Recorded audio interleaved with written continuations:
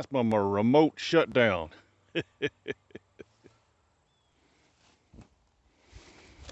This is my rig to make cleaning up this field here a lot easier on me. I have some back issues and whatnot, and this is a bit rough to do, and it's pretty smooth in here because this was discs, but when I get over into this area, there's still furrows out there, and trying to walk behind that thing, it's self-powered, but walk behind that thing, you can't keep it in the furrows, and you're constantly fighting it and everything. But if the tractor's holding the front of it still, should be a lot easier. So I'm starting out in the easier stuff over here, and then I'm going to work my way along. That's the 52 Cub that you've seen not in a long while because, ooh, look, it's got new shoes on it. But you've seen it before. And I had bought an aftermarket, probably, Pacific Rim made seat, and that was fixing to dump me in the furrow, so that would have been really bad. So I drug out the old pan, cleaned it up, painted it, and I don't have it on there right now because I'm just testing, but I do have a seat pad to go in it. And I'm glad I bought these tires when I did because, man, prices of this stuff, anything that uses oil, have gotten stupid. So I took off-the-shelf trailer hitch and some scrap metal, some bed rails, and let me tell you, those damn things must be some air hardening steel because, buddy howdy, they're hard. And I actually made a spot on them cherry and let it cool to see if I could drill it more easily. Nope, didn't help. So I wanted this easy to take off, and I didn't want to make any mods to this thing at all, so it only has one extra hole drilled here. I reused a hole, and it has 2 holes drilled over there because it doesn't normally have any holes. And it's just bolted on with some U-bolts here and 1 bolt here. If I want to take it off and use it later, I can leave the angle brackets on, and they're not going to cause any issues.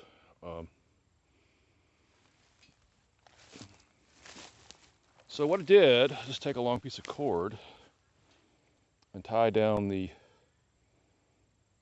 operator presence button, and with a knot, so when I jerk it from up there, it pulls it out and it just shuts it off, just in case something crazy goes bad back here. And I can lift the front of it up a little bit. Oh, by the way, this is a 17 horsepower DR field and brush mower, and I've had a few years now. Got a pretty good deal on it. It's hardly used. And it's the big boy with the 17 horsepower Kawasaki twin on it. And yeah, it goes through this stuff like nobody's business. It's not super wide. It's about as wide as the tractor, I think, is set on 48. And this is a 42, I think. Yeah, I think that's right.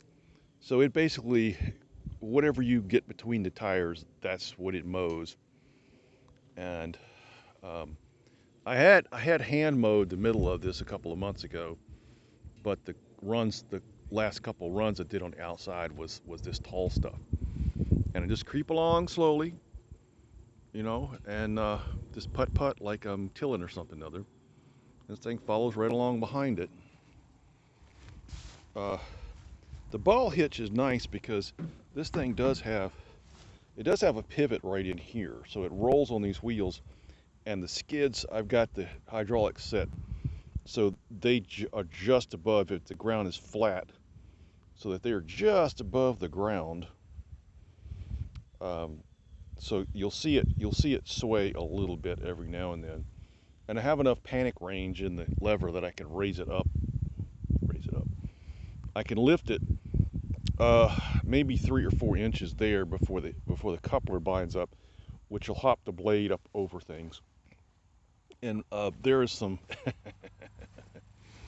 as I showed in the opener of this, there's some big rocks out here, and I have already years ago broke this ground up, disced it, and then ran my peg tooth harrow through it and pulled out big pile of rocks, which are hither yon in the corner up there. That's a marker up there. Uh, probably a pickup truck load. Well, maybe a 6-foot bed of these sized things up there. And it's all quartz, and there's some interesting ones here. It's actually, I think you call that shocked quartz, because it's a conglomeration of kind of stuck together quartz. That one you can see it better. Of course, these have been near the surface for eons, which means they've been frost heaving and cracking. So I don't know where these things came from. Well, they come from the ground, obviously, duh. But I guess unless they're buried, 2-3 feet down, they eventually work themselves to the surface through frost heave. But we really, this is Central Virginia. We don't have that much frost heave. But anyway,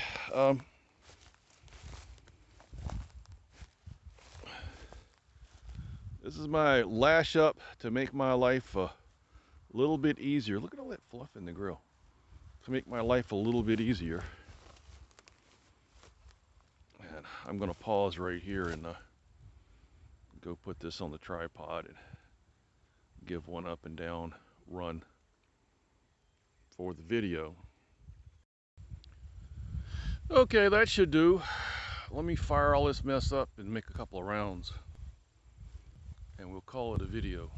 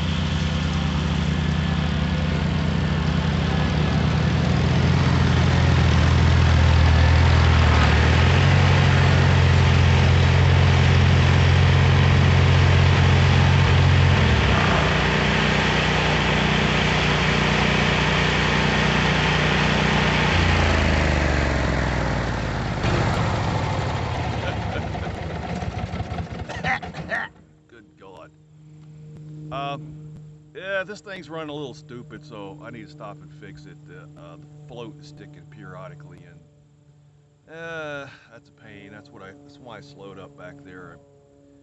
Drop the clutch and rev it up a little bit, and that'll usually fix it temporarily. So I guess that's all for now until the next silly thing I come up with.